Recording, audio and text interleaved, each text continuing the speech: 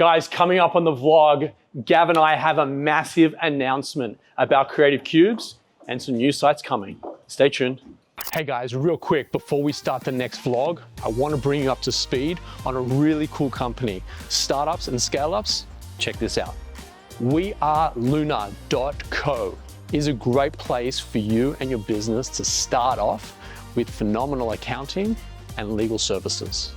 So if you're a startup or a scale-up looking for legal and finance support, or alternatively looking to raise capital, WeAreLuna.co is where you need to be starting off. These guys have been doing it for as long as the dinosaurs have roamed Earth. And if you mention this vlog, they'll give you $200 credit towards your first kickoff.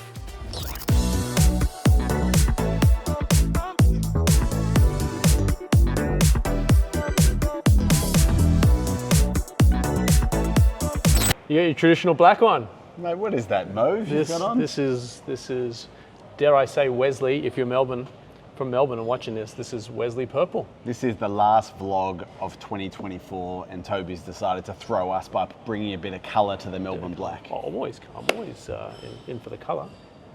We are going to start with some money flowing into the startup ecosystem in Australia. A couple of weeks ago, Airtree, which the newspapers like to say one of the top three between Squarepeg, Blackbird and Airtree. Airtree have closed their fifth funds of $650 million. They've invested in Eucalyptus, Canva, Go1, Safety Culture. 12 seconds and we're already mentioning Canva. You've been waiting for Yeah, it. I just wanted to see how long it took because we mention them every vlog. You are so funny. 12 seconds, guys. All right, VC Artesian have partnered with horticultural R&D group Hort Innovation to launch a $60 million fund to improve farming processes. I think that is heaps normal. I'm assuming there's going to be things like See what I did there? Heaps normal. Shout out to the guys at Heaps Normal. if it's the farming processes, things like robotics and the like will probably be straight down their alley. Yep. Host Plus, who have been a big supporter of the tech ecosystem, including Canva and other big venture funds, are putting in $125 million into the London-listed IP group that backs university-founded startups, so research that's been commercialised outside of universities, $125 million. That's amazing. So I thought universities were sort of like the sort of anti-clockwise to the startup. Sort of. Well, there's a lot of people doing research at universities. It's hard to commercialise that out. They give you funding to be able to turn that research into reality. I love it. I speak every year at Swinburne University. I've been booked by the team for, I think, March next year, or February next year. Future entrepreneurs, make sure you book a session there. Yeah, I love it. I love like lighting these guys up and sort of giving them the shot that they need, or the jolt that they need to go into the year. So I'm glad that this is all happening too. Good. Yeah. And there's actually, there's two schools of thoughts. One is once you've raised your funds, you go out there, you announce you've raised the funds, you're ready to deploy that into startups. Other venture funds use PR to be able to help generate interest with future limited partners who are the ones where they're going out to shake the can. So Scale Investors, which have been around for 11 years, they've been an angel syndicate to invest in women-led startups, have now switched to a for-profit venture fund and are out there looking to raise $100 million. Change of strategy. Athletic Ventures, which is right down your alley with your basketball and all that stuff. I thought you were recognising me as an athlete. Stop it. Okay. They're a syndicate of Australian sports stars, are out there raising the can for their first official fund of $25 million. Nice. And Alien Capital, Raj. Wait. Oh, sorry. Come talk to me, guys. I got so much stuff that you can deploy into. Athletes, the works. There you go. Tech. You heard it first. Come on, let's go. Alien Capital, raising a series of funds. I think they're looking at around $200 million for growth stage investments. So some new capital being raised for early stage, pre-seed, seed stage, and some for growth stage. Beautiful. So once all this money comes, it needs to be deployed into startups. In the past month, has seen some pretty big deals being announced. Any excite you during the past month? There's lots. Actually, not necessarily around the deals, just around movement. I'm seeing Elon do him and Vivek are just going. That didn't take long. It took about 3 minutes. Yeah, a little longer than Canva, but yeah, well, touche. Yes, what he's doing is amazing. Let's start in Australia and then we'll go global. So SafeWill, which are in the digital estate planning, so digital wills and various other things, raised $17 million from Venture, Carthona Capital, King River Capital, and a number of other investors. Fresho, raised $17 million. They're in the order management space. Airtree and Again? others invested $22 million into Askable, a Brisbane startup Wow. that sells market research software. Yep. That values that company at over $100 million. Good. Visibill raised $6.6 million, but FleetSpace, a space exploration company, raised $150 million. Series D, at Yep. about an $800 million plus valuation, which we saved the best till last in terms of size this time. So these guys are going to try and compete with SpaceX. What's going on here? Maybe.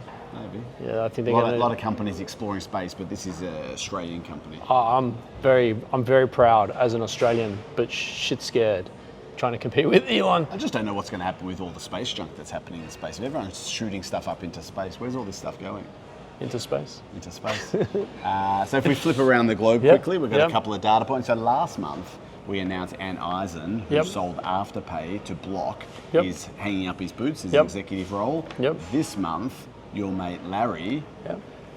Larry Diamond from Zip, has resigned his role at Zip. Yeah. And the very next day, he sold $100 million worth of stock. Man, I was with Larry maybe a week and a half ago here At in the Melbourne. basketball? Not at the basketball. We'll talk about the basketball later, but wasn't at the basketball. I was at an event for our good friend Justin Cabani, and Larry was there, and it's just great. It's just great to see Larry go on from what I've known Larry as when he first started at school with me to where he's achieved, and he has a beautiful family, and I just wish them all the best. There you go. So Atlassian was named number one on Fortune's, what do they call it? Fortune's Future 50 list, which is about businesses that are resilient for future growth. So they've got the Team Anywhere and all the other kind of strategies that Mike Cannon-Brookes deploys with his business. I wonder And they got the number one how position. Adam and Nadir are going to wrestle with this one. Elon Musk, here he is. Here he His is.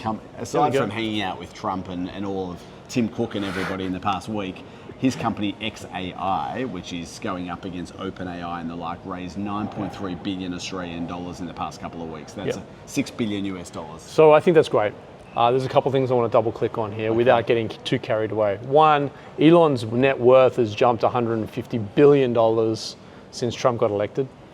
And I am a recipient, not of the $150 odd billion, but I'm a recipient of that growth. Okay, good. My shares have almost doubled. Yes. Since Tesla shares more than have doubled. been Yeah, going once we up. hit, a couple of weeks, that'll be more than double. Yep. But moreover, I've had a lot of I've lost a lot of faith in OpenAI.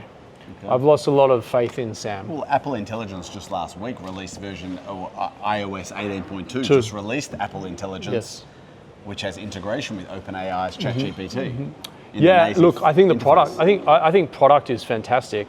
I just have massive question marks around founder and his ability, specifically Sam, and his ability to take this company to the next level. But maybe he's already exceeded the next level. I'm not sure. I just see the blue that's going on between him and Elon, Yep. and I think Sam did the wrong thing. Okay. Allegedly did the wrong thing. And I think XAI, I'm like so pumped because I think that's where Elon rewrites it and makes it good. Well, off the back of the $6 billion US dollar raise, they also made, I think it's called Grok inside X, which was Twitter, Yep. free for all users. Yep. So have you tried that out? Oh yet? yeah, I play with this stuff all day, every day. It's great. It really is great. Elon is involved in so many amazing things. On top of all of that, commercially, he's now going in to try and slash $2 trillion of spend into the US government. So coming back to Australia, over the past couple of weeks, Australian government approved new legislation to ban the use of social media for kids under the age of 16. What do you think about that? So I think that I'll parent my kids. I think my wife and I have an amazing relationship with our kids. We limit their screen time as it is. Yep. I think my kids and I have open communication around this sort of stuff. My wife is connected to Maddie's Snapchat so she can see what's going on. I think for some people, yeah, the legislation is relevant. I think to do a blanket ban, I think it's an overreach, personally. Hard to monitor. Yeah, you? Hard to implement. Yeah, same way you screen time and the like, but Yeah. hard to implement. Yeah. So we spoke earlier about money being raised by the VCs. We spoke about money being deployed. We're going to finish off today with a couple of stats about the time it's taking to IPO companies. Yep. It's extending. Yep.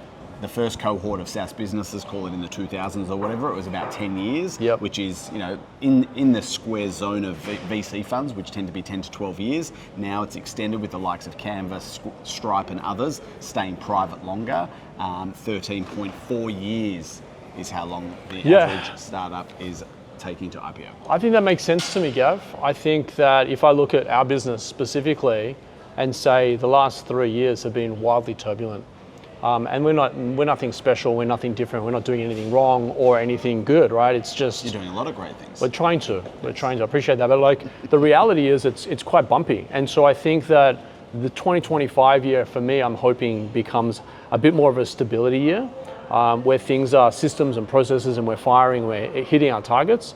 And then I think, you know, for a lot of businesses, the last 3 years, sort of like you can't, I know you're saying 13.6 years for the next batch, but I think the last 3 have been hell on earth for most. So the VC funds are waiting for the 2025, 2026 IPO window to open so that these companies can hopefully successfully IPO. They can get money off the table, recycle that money back to their limited partners and raise their next big funds for future startups to grow.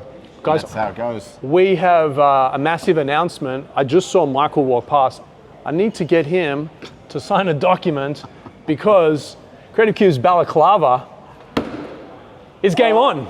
No way. It's game on. Breaking it's game on. news, that's huge. He's in the elevator there. Look at He that. better sign the documents. All right, of guys. you in the Southeast, it's coming home. Let's go. Thanks, guys. Happy New Year. See you later.